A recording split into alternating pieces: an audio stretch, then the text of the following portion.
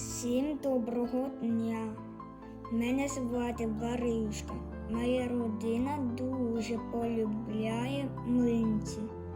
А я свою родину, і теж млинці. Тому залюбки та в радості частенько їх готую.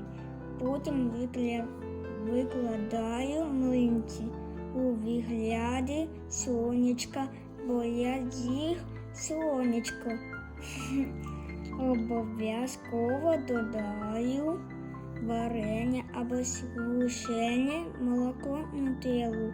Роблю чай і запрошую всіх за стіл.